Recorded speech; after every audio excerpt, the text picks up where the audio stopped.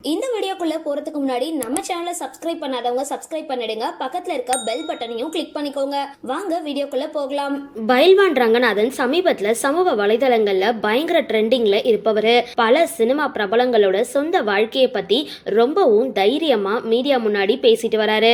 இதனால பல நேரங்கள்ல அவரை நெகட்டிவ் விமர்சனங்களையும் அதிகமா சந்திச்சுட்டு வராரு. இருந்தாலும் இது போன்ற சர்ச்சைகள் எதற்கும் பயப்படாம தொடர்ந்து இது போன்ற பேட்டிகளை யூடியூப் சேனல்களுக்கு கொடுத்து வராரு. இப்படி பல பிரபலங்களோட அந்தரங்க வாழ்க்கைய வெளிச்சம் போட்டு காட்டிட்டு இருந்த பயில்வான சமீபத்துல நடிகை ஷகிலா பேட்டி எடுத்திருக்காங்க.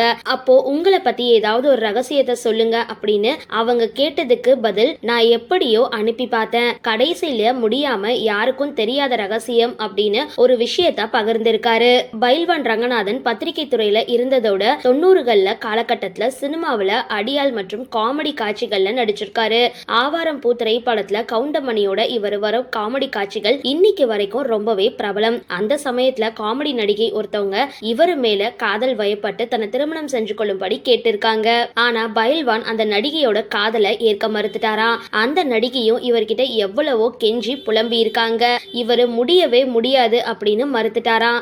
இவ்வளவு விஷயத்த சொன்ன பிறகும் அந்த நடிகையோட பெயரை சொல்லவே மாட்டேன் அப்படின்னு பயில்வான் சொல்லிட்டாரு. ஷகிலா எவ்வளவு வற்புறுத்தி கேட்டும் அந்த நடிகையோட பெயரை சொல்லாதவரு நீங்களே கண்டுபிடிச்சுக்கோங்க அப்படின்னு ஹிண்ட் மட்டும் கொடுத்திருக்காரு. அதாவது அந்த நடிகை தற்பொழுது எந்த ஆதரவும் இல்லாம தனியா இருக்கிறதாகவும், சில வருடங்களுக்கு முன்னாடி ஒரு பிரபல கட்சியோட உறுப்பினரா இருந்ததாகவும், அதுக்கப்புறம் வேற ஒரு கட்சிக்கு போயிட்டு அவங்கள அந்த கட்சியில ஏத்துக்கல அப்படின்னும், தற்பொழுது ரொம்பவே கஷ்டப்பட்டுக்கிட்டு இருக்காங்க அப்படின்னும் பெயர் சொல்லாத அந்த நடிகையை பத்தி சொல்லியிருக்காரு பயில்வான். பேட்டியை பார்த்த நெட்டிசன்கள் அவங்களால யார் அந்த நடிகை அப்படின்னு யூகிக்க முடிஞ்ச அளவுக்கு அந்த நடிகையோட பெயரை தங்களுடைய கமெண்ட்களை சொல்லிட்டு இருக்காங்க. அதுல பல கமெண்ட்கள்ல ரிக்ஷா மாமா படத்துல டீச்சர் கேரக்டர்ல வர வாசுகி தான் அந்த நடிகை அப்படின்னு சொல்லப்படுது.